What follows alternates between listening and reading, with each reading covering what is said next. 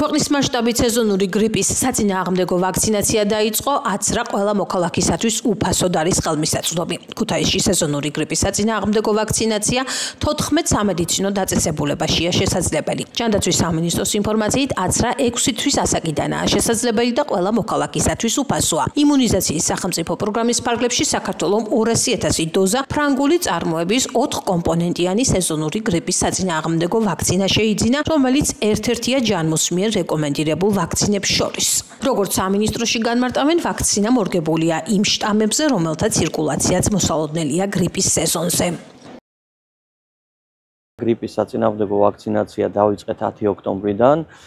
9 ოქტომბერს პრაქტიკულად ყველა მუნიციპალიტეტს ჰქონდა უკვე მიწოდებული და ლოჯისტიკური უზრუნველყოფა გაკეთებული იყო. 10-დან მინისტრის ბრძანების შესაბამისად საქართველოს ნებისმიერ მოქალაქეზე 6 თვის ასაკიდან ზემოთ არის შესაძლებელი გრიპზე ვაქცინაციის ჩატარება.